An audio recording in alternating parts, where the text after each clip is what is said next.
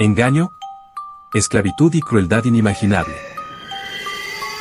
Hay muchas empresas con historias oscuras de origen, pero la historia de Volkswagen puede ser la más horrorosa. Hoy, el grupo Volkswagen es uno de los mayores conglomerados automovilísticos del mundo, con la propiedad de marcas como Audi, Bentley, Lamborghini y Porsche. Puede que asocies a Volkswagen con algunos de los diseños de coches más queridos, como el simpático Volkswagen Beetle o Escarabajo y la mítica Caravana. Sin embargo, detrás de la inocente fachada de estos coches icónicos se esconde una de las historias más oscuras del mundo de los negocios, que se remonta a la Alemania nazi y a una petición personal de Adolf Hitler. Esta es una historia de secretos oscuros. Esta es la inquietante historia real de Volkswagen.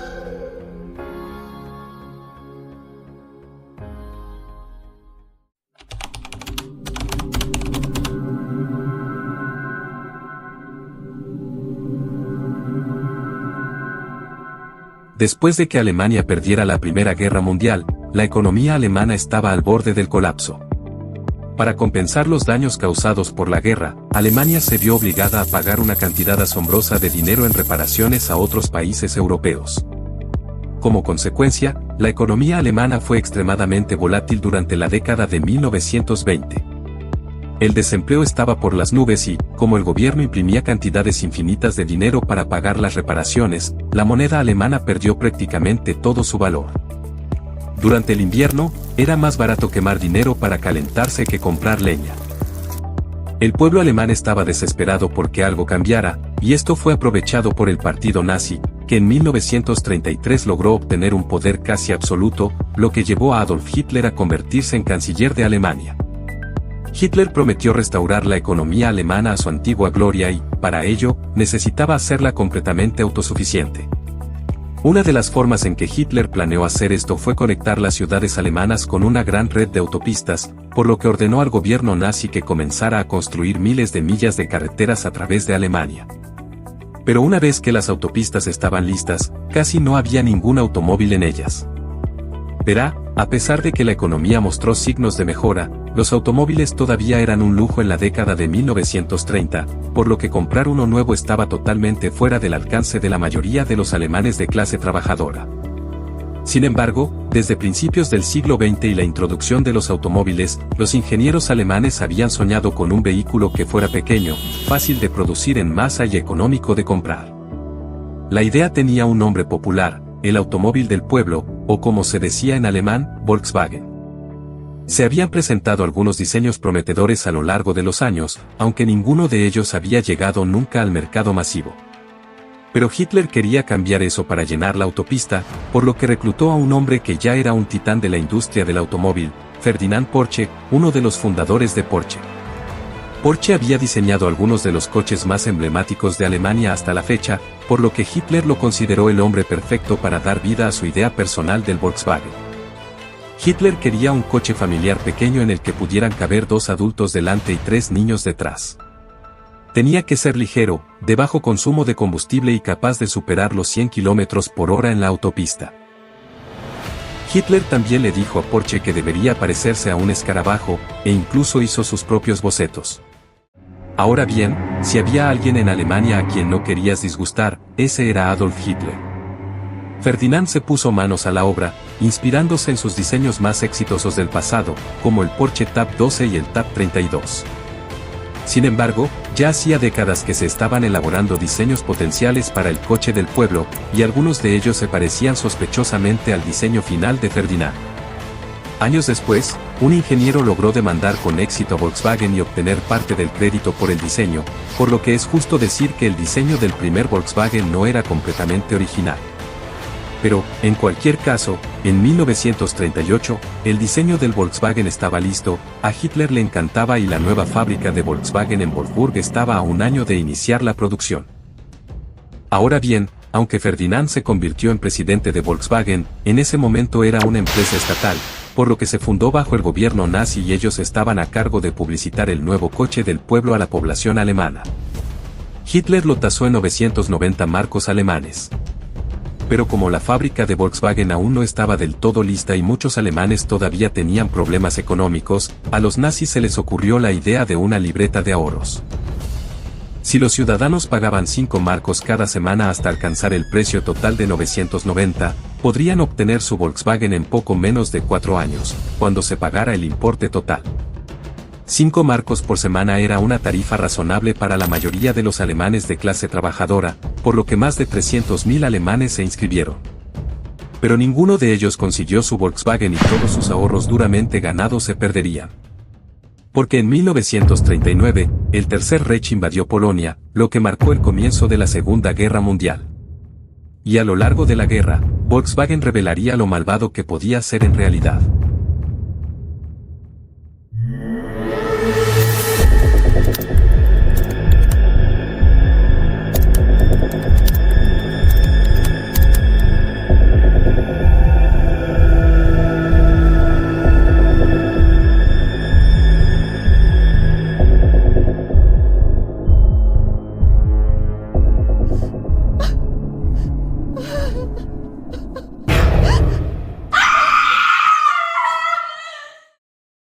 Debido a la guerra, la fábrica de Volkswagen tuvo que ser reutilizada por completo para ayudar a Alemania en su esfuerzo bélico.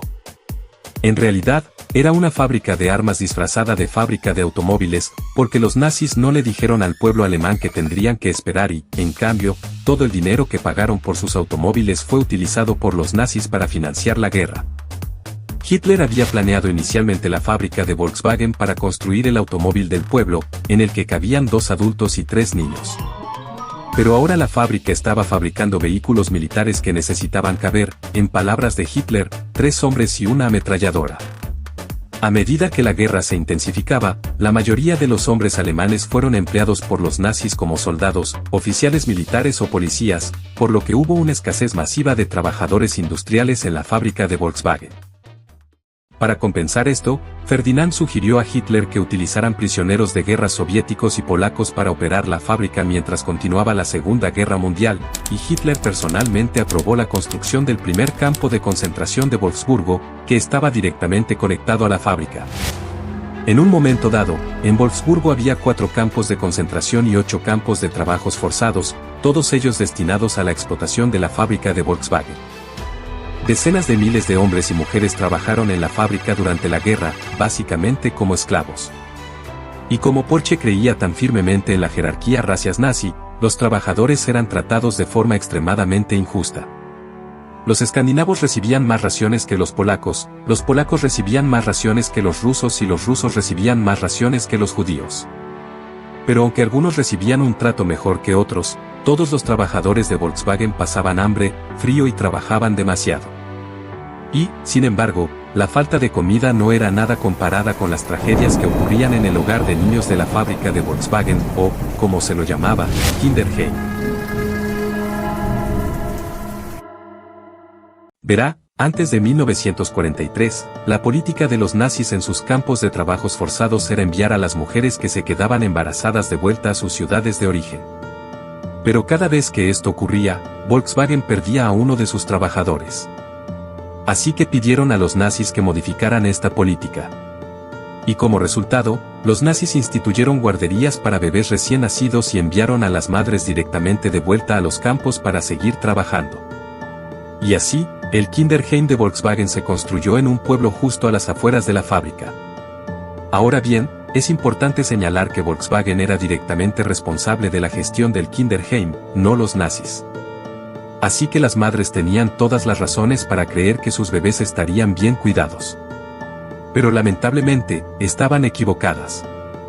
Incluso para visitar a sus hijos, las madres tenían que obtener un permiso de la policía cada vez, y si esperaban que el Kinderheim fuera una guardería bien equipada, en cambio eran solo 2 barracones de madera viejos y destartalados. El Kinderheim estaba completamente infestado de cucarachas, moscas, gusanos, chinches y piojos, que se arrastraban sobre los bebés por la noche y les mordían la cara. Apenas les cambiaban los pañales y bañaban a 15 bebés al mismo tiempo con agua contaminada y los limpiaban con la misma toalla sucia. Pero lo que era peor, el personal no hacía ningún esfuerzo por cuidar de los bebés. El médico de Kinderheim solo aparecía una vez por semana durante unos minutos. Las enfermeras tampoco eran buenas. Una de ellas dijo al personal que ni siquiera debían molestarse en alimentar a los bebés, por lo que solo les dieron medio litro de leche en mal estado y un terrón y medio de azúcar cada día. Verán, Volkswagen se enfrentó a una elección sobre qué hacer con estos bebés. Podían esperar a que crecieran y obligarlos a trabajar en la fábrica, o podían matarlos. Y Volkswagen no solo eligió la segunda opción, sino que eligió matarlos con más crueldad que incluso algunos de los nazis. De hecho, un oficial nazi vino a evaluar la situación en el Kinderheim e informó que la gestión actual del problema es espantosa en mi opinión. Hay formas de manejar esto sin dolor ni sufrimiento, pero uno de los miembros del personal del Kinderheim simplemente descartó su sugerencia. Como era de esperar, la desnutrición constante, las infecciones y el abandono hicieron que la muerte fuera un evento semanal en el Kinderheim, y Volkswagen hizo que las madres pagaran sus funerales. Aunque quizás funeral no sea la palabra adecuada para ello. Los cuerpos de los bebés fueron envueltos en papel higiénico, almacenados en el baño del Kinderheim durante unos días y luego arrojados a una fosa común sin marcar dentro de una caja de cartón. Al final, entre 365 y 400 bebés fueron víctimas de este trágico destino. La tasa de mortalidad de los bebés dentro del Kinderheim de Volkswagen fue de casi el 100%. Y esto habría continuado durante más tiempo. Pero en 1945, los aliados habían avanzado con éxito en el territorio de Alemania y bombardearon la fábrica de Volkswagen como una maniobra estratégica. La fábrica quedó en ruinas, pero el bombardeo fue una señal de esperanza.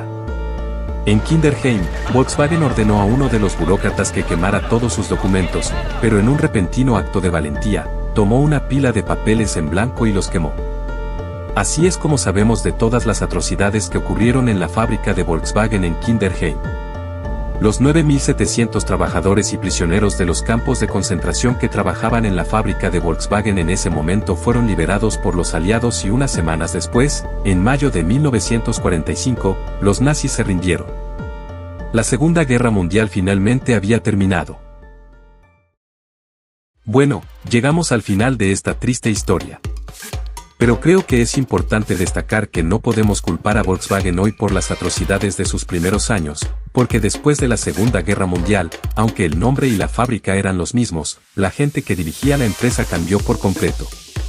Y si tenemos en cuenta todas las marcas que posee el grupo Volkswagen, no cabe duda de que han fabricado muchos coches brillantes e icónicos. De hecho, en una lista de los 10 automóviles más vendidos de la historia, Volkswagen tiene 3 de ellos. Volkswagen Golf. Un icono de la ingeniería alemana, con más de 35 millones de unidades vendidas. Volkswagen Escarabajo. Un clásico que marcó una época, con más de 21 millones de unidades vendidas. Volkswagen Passat. Un sedán familiar de gran éxito, con más de 15 millones de unidades vendidas. Una mención especial para la famosa caravana, que se asoció estrechamente con el movimiento contra la guerra de Vietnam. Por lo tanto, no hace falta decir que la imagen de Volkswagen ha cambiado mucho desde los días de la Alemania nazi. Es un cambio de cara bastante sorprendente pasar de una empresa que comenzó gracias a Adolf Hitler a formar parte del movimiento hippie que representa la paz y el amor. Bueno, espero te hayas entretenido, hasta la próxima.